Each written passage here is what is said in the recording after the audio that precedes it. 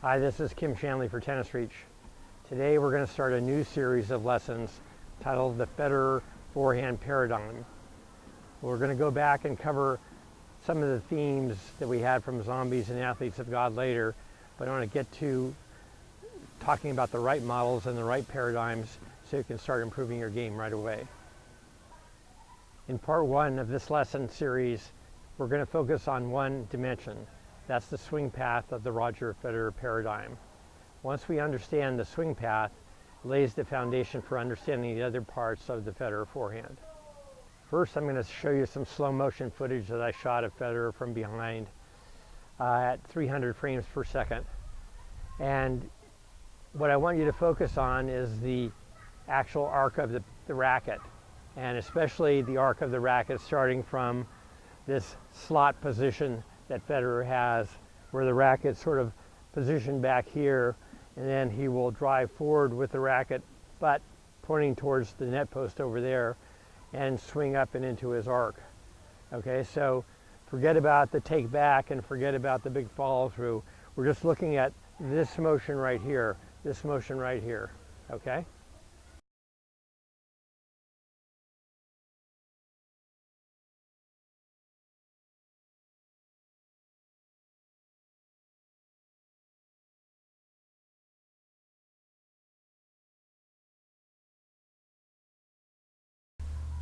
To get a better idea of the exact swing path that Federer is showing us, in the video to see, I'm putting a red dot at the end of this tip of the racket to Federer in the video. And you'll see it going from this point, and every 2 or 3 frames I'll put this dot all along the arc of his swing. So you get to see in more exact detail this path that we're talking about.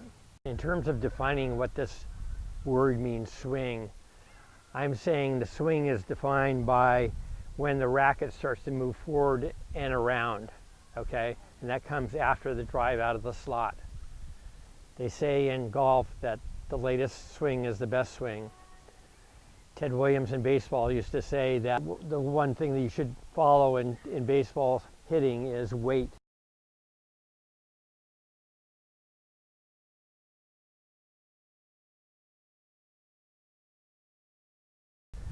We'll get into a lot more detail about the contact phase of the stroke later.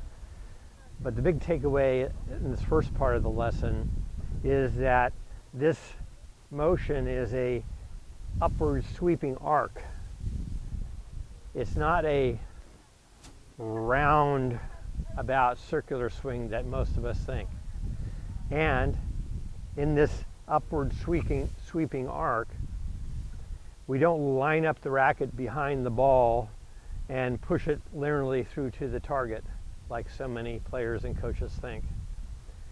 The racket is never lined up in this proper stroking action behind the ball prematurely, and is never carried out to the target extra long, as so many people think. Here we're just looking at the swing phase of Federer's stroke from the release of the racket up and around from the dynamic slot position all the way to 12 to 18 inches past contact. Here you can see the start of the Federer swing phase, and with a photo side by side of the approximate orientation of the racket at the start of the swing. Here we see Federer squaring the racket to the ball and to the target. And as Federer squares the racket to contact, you can see the ball direction going towards the target, but the swing path continuing in its arcing motion. This concept of lining the racket up to the ball and to the target and swinging straight through is so embedded in our minds, it's really difficult to grasp how deep it is. But to give you an example, if you ask a beginner how to serve or to serve something, they'll usually stand at the baseline, and instead of standing sideways like a more skilled player will, they'll pivot straight to the target, right?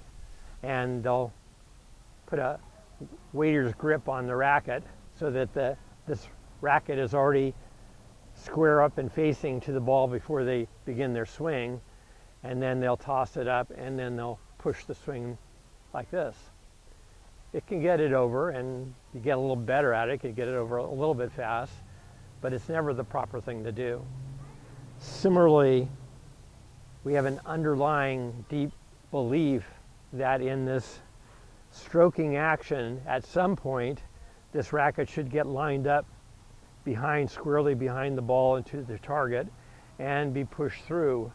And yeah, there's a follow through, but there's a space here where we envision or think in our minds that we got to get this racket over here and then push through. And this is the ruin of many a shot. In the Federer topspin forehand paradigm, and you can see this in the other great players, Djokovic and Nadal as well, the racket is never lined up behind the ball except for the very last moment where the racket is squaring and coming into contact. But this racket actually continues in this arcing motion. There's never a point where the racket is simply linearly going straight through to the target. Before we move on to looking at the 4-0 player, let's take one last look at the sweeping arc of Federer's swing versus the ball flight. Here we're seeing Federer swing the moment after contact. The ball is already heading towards the target, and his racket continues to rotate around.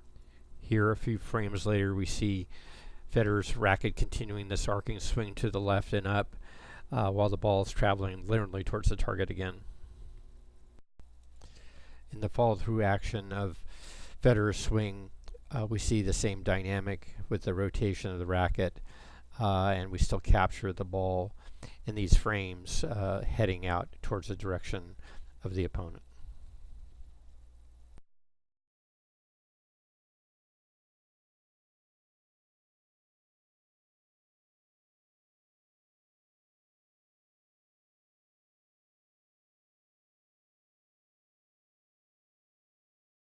So you can have a better idea of how important understanding this swing path versus the ball flight line is.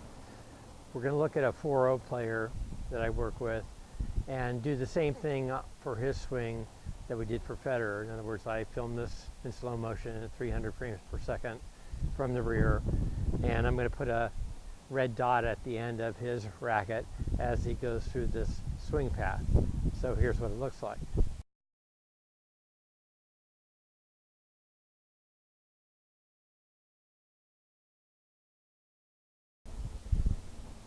After taking a look at this 4-0 player's swing path, we're going to move on to comparing this 4-0 player's swing path with Roger Federer's. And you can take away two major differences. One is Federer begins his swing phase with a racket position much lower than the 4-0 player, who has what we call a shallow approach to his topspin shot. And secondly, note how Federer's racket swing path is much more of an upward arcing motion, while the 4-0 player's swing is more of a sweeping, hooking action around the ball.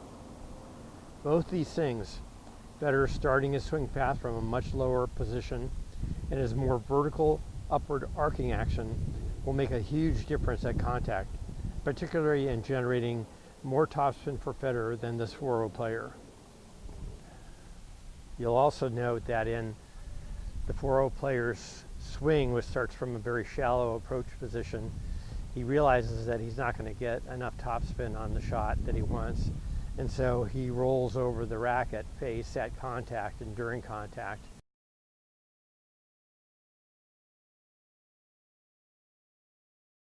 And this hits the shot and smothers it and pulls it left. This is often what we see. So it's really an illustration of this swing to the target paradigm that I'm trying to argue against. Before we get into a more detailed look about the negatives of this swing to the target paradigm, let me say what causes players to try to implement this model, at least parts of it. It's the underlying and deep-seated belief that we should try to line up the racket face behind the ball early in the swing phase of the stroke, and then swing the racket in a straight line to the target, long past contact, long past after the ball has left the racket. I'm going to go over all these problems that this swing to the target paradigm causes in a minute, but I thought I'd give you a little bit of time to read over the list before I get started.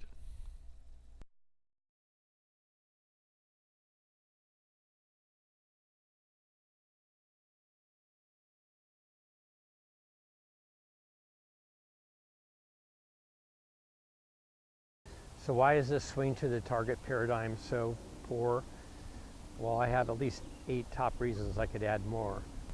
First reason I don't like this swing to the target paradigm is it really does focus on the arm and swinging the racket, and makes this an arm-only action when we should be using our entire body. Second reason against this paradigm is that it encourages this phenomena, which in golf and baseball they call casting out the arms from the body, trying to swing from the outside in this sweeping motion. It's wrong in baseball, it's wrong in golf, and it's certainly wrong in tennis.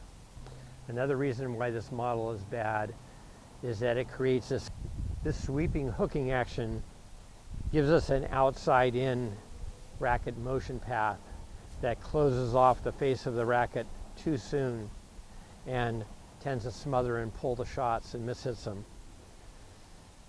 So this is an outside in hooking or sweeping action that we want to avoid. In all the hitting sports that we're looking at, golf, baseball, tennis, the racket or the club path or the bat path is from the inside out. So in golf, they have it back here. When you come down, you're moving from the inside and making contact with the inside of the ball, squaring up, and then rolling over through contact. Baseball, again, we don't start swinging back out from here, sweeping around. We drive our hands forward just like we do in tennis, and then the swing of the bat is just in the short area here. Same with tennis. Again, we start at the slot down here. We drive the racket forward without swinging the tip of the racket. We hold that back, as my master teacher Doug King used to say. And then there's the release of the racket forward and around in this arcing motion. The next thing wrong with this swing to the target paradigm is that it creates a long to the ball swing, or a longer swing, if you will. So the player takes the racket back, sometimes even back further here, and from this point starts to release this forward, up and around in this large sweeping action in a more of a rotational manner. When both in all the 3 hitting sports we're talking about, we want to be what they call short to the ball. So in baseball, we don't start back out here and swinging, but we drive the butt of the bat towards the contact area, just like we do in tennis, and then we rotate in at the last minute with the bat. We wait, as Ted Williams, the great baseball hitter, used to say, we wait as long as possible before we commit our swing. And the same with golf. When we, in the take back of golf, if I can do my bad imitation of a golfer, we don't want to start unhinging the racket and swinging from here. This will cast the club head out and around the golf ball, again creating a smothering, driving hit into the ground.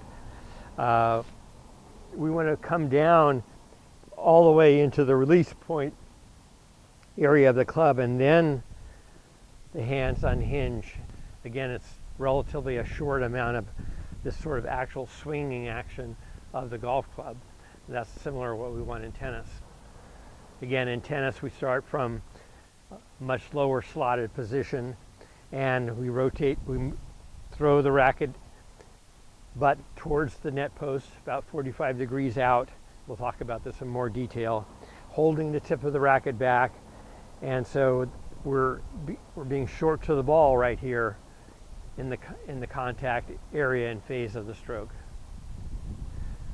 The longer swing we have, the more committed earlier we are, and the more difficult it is the time where we're positioned that ball is at contact. This swing to the target paradigm also encourages what they call in other sports a horizontal release, unhinging of the wrist at contact in this closing swinging gate action.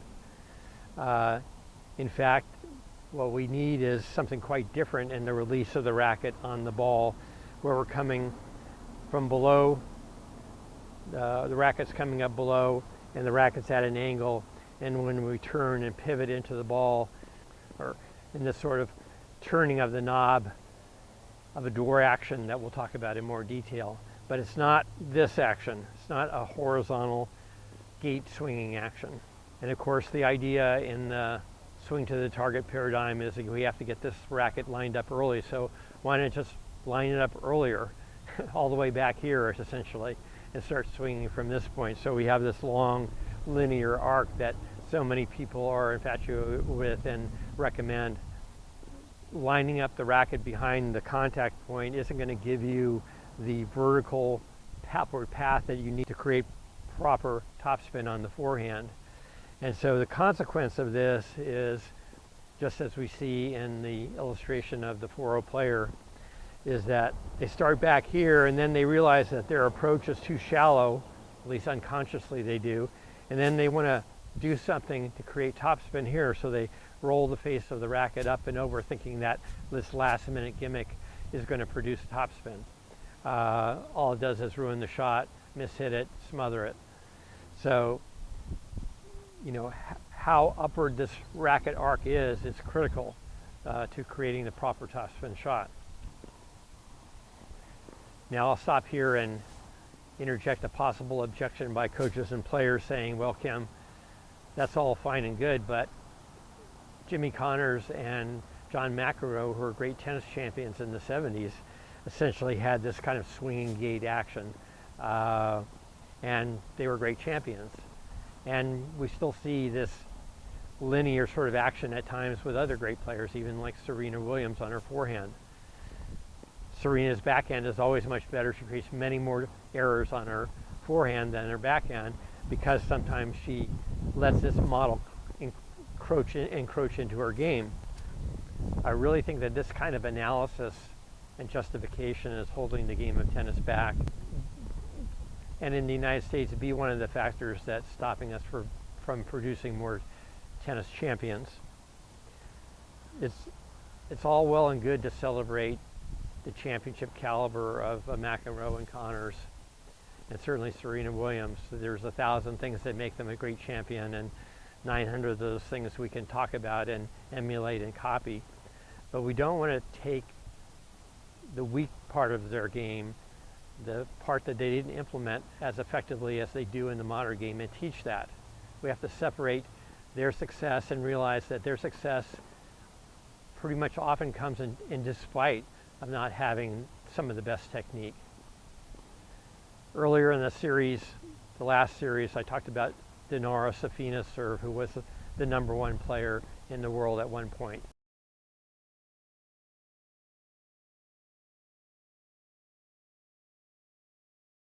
And how this idea that we need to turn and face the target and turn the racket to face the target created this downward dragging motion through the contact phase, stopping her from getting the kind of topspin and arc over the net that she needed, creating, you know, a dozen double faults in a match.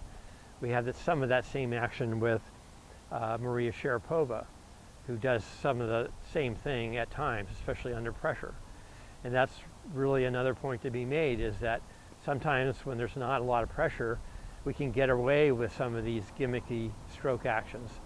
But under pressure, these old paradigms start to get into our minds, and then we start to want to turn towards the target and straighten out and make this racket line up with the target.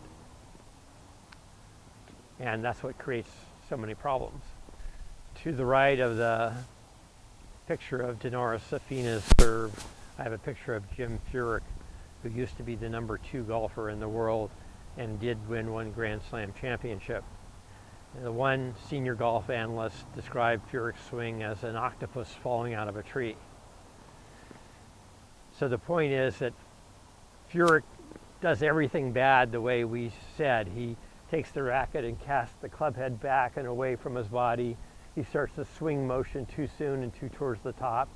But through long years of practice and compensation, he's managed a bunch of compensating moves down here so that he can hit a pretty effective golf swing, obviously. But we have to realize that these players' success is in despite what their stroke technique is. They should be praised even more for their success because they have the handicap of these poor paradigms at times. So what should we be doing in baseball and golf and tennis instruction? Well, we should be teaching the best models, the best paradigms of the greatest players. And that's what I tried to show with the scarecrow action of Federer, Racket, Sampras. The racket is not going towards the target in a linear manner, but is rotated off to the right. The ball is going towards the target. So, we want to look at the best models and the most innovative and most effective in today's age to teach, and not harken back to models that are outdated and are inefficient. And in the last bullet point of this slide that I have outlining the negatives of the swing to the target paradigm, I make this snarky comment about having to hire mental toughness coaches to try to fix all the problems that are listed above. So what I mean by that is, trying to hire a mental toughness coach to fix these things is like hiring a psychiatrist to repair a fractured arm. It's just not the right person for that job. You have to get a surgeon to go in and fix all these different things before the player is going to have the confidence to produce a consistent swing, a swing that brings him consistent success. That's the only thing that's really going to bring confidence and self-trust into the tennis game. So no matter what the mental toughness person says about, hey, don't bother about winning and losing, breathe, relax, enjoy the moment, that's really not going to go anywhere. We have a long path to follow in these various actions of the racket through a stroke. As Doug King used to say, what happens with players is when they go through these different phases, they really get lost. They don't know what to do at these different phases. And so when they lose themselves and don't know what to do, they lose confidence. And no matter what you say to them, nothing is going to make up for the fact that they're lost. And so we have to reinvent, or we have to put in place a much more detailed map of this stroke and get each chunk mastered and then reassemble them at the end. And winding up here before we move into the practical drills and exercise to work on this swing path problem, at least that phase of the stroke, just want to say a few things about the journey ahead. Some of you may think, well, as usual, Kim is making way things too complicated. It will take years to learn this. Well, it doesn't take years. It might take years to perfect to the level of Roger Federer, but I've taught this topspin paradigm, and in an hour, this 3.5 player really was hitting forehands like a 4.5 player. Now, he hadn't mastered it, he hadn't practiced it, it still doesn't own it, but the basics can be taught fairly easily, and then once you have the right paradigm, then all your practice is efficient and you improve much faster. So it doesn't have to take forever if we have the right paradigm and we practice the right paradigm.